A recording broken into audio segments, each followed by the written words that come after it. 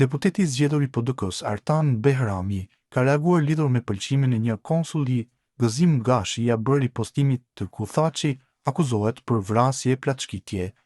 Behrami ka shkruar se ky konsull duhet shkarkohet.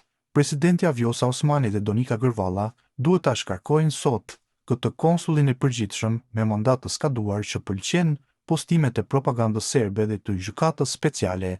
Nëse nuk e shkarkojnë, atëherë ato e dëshmojnë se janë në agjend totale të narracionit serb, veçsa për rikujtim, diplomatët në të kaluarën janë shkarkuar për cikërrima, ka shkruar Behrami. Hysem Berisha e ka kritikuar Lumir Abdigjikun për deklaratën e tij të fundit. Berisha ka thënë se ka pritur që të reagonte dikush në LDK-ja.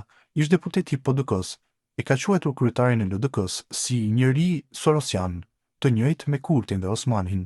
Lumir Abdigjiku e pas ka kaluar vija në rënd dhe pa kthim, ka shkuar larg, shumë larg dhe ka shkelur rënd me atë deklarat. Lumir Abdigjiku prita 2 ditë pa reaguar, jo nga hezitimi, por nga shpresa se do të flisni vëllezërit e mi të armës, ata që ende janë brenda asaj shtëpie politike që dikur mishëronte vizionin për pavarësi dhe shtetë të Kosovës.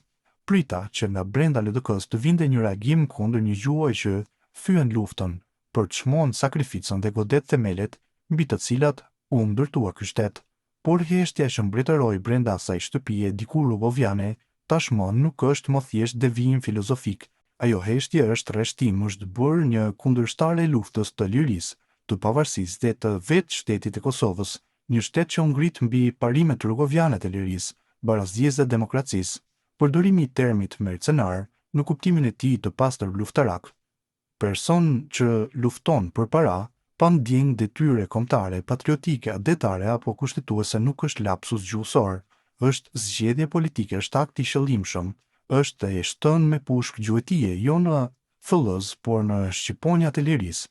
Dhe këtu nuk ka rëndësi konteksti, nuk ka asnjë dilemë se ti, Lumir Abdigjiku, bashkë me Vjosa Osmanin dhe Albin Kurtin, përbëni të njëjtën strukturë ideologjike sorosiane, e cila ka për synim strategjinë e shtetit të Kosovës dhe zhvendosjen e tij drejt nostalgjisë jugoslave, prandaj edhe rikthimi i luftës politike kundër figurave shtetformuese, si Ismail Qemal Vlora, kosovar, apo Hashim Thaçi, shqiptar i Kosovës, është dëshmi besnikërie para padronëve tuaj ideologjik dhe një abuzim i hapur me vetdije stokholmiane për të bërë krah politik dhe i qeverisës në procesin e zhbërjes së shtetit.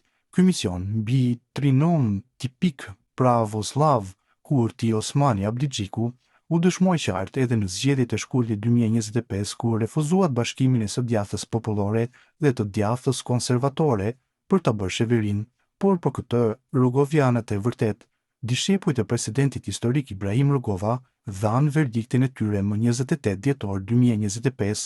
Ajo që kanë pritur nga vëllezërit e armas brenda subjektit historik të presidentit Rugova, luftëtar të lirisë në radhët e UÇK-s, ishte që ti të mos guxoje kur më të shkelje në zyrat e LDK-s, përveç se për të dhënë dorëheqjen dhe për t'u bashkuar hapur kolaboracionistëve e ekipit sorosian Kurti Osmani që sot po e mbajnë peng të ardhmen e Kosovës, por historia nuk rishkruhet. Çdo epokë ka heronjtë e vet, ashtu siç i ka për Nder El Avdi, i ka edhe për faqe të zezë dhe tradhti. Vitet 90 filluan me heroin vizionar Ibrahim Rugova dhe kulmuan me kryeheroin Hashim Thaçi, me kryekomandantët Sali Çeku, Adem Eshari, Zahir Pajeziti dhe dhjetra figura të tjerë të lavdishëm, të rënë dhe të gjallë të luftës për liri. Prandaj rifillimi i kësaj lufte kundër së djathtës konservatore dhe luftëtarëve me automatik ju rështon krah atyre që ditën e çlirimit e kanë 14 shkurtin dhe shtetin e Kosovës e shohin vetëm brenda ofertës së Miloševićit për Republikën e Tretë, ku nuk ka vend për lëvizjen rugoviane. Me këtë doktrinë politike, çështje të caktuara brenda jush bashkë me Vjosa Osmanin po e çojnë me sukses LDK-n drejt zhbërjes.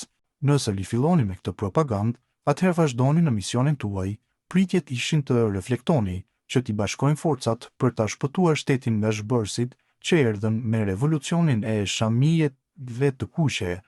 Por mos harroni një gjë, ky vendi ka ende i gjallë, dalë zotësit e vetë, ndoshta në përqindje po aq sa në vitet 98-99, kur ishin vetëm 0.28% e 2 milionëve, por të mjaftueshëm për ta bërë sërish dallimin, sepse mjeti për mbrojtjen e vlerave themelore të shtetësisë, integriteti territorial dhe sovraniteti politik është arma e jo vota, e pra jo lum.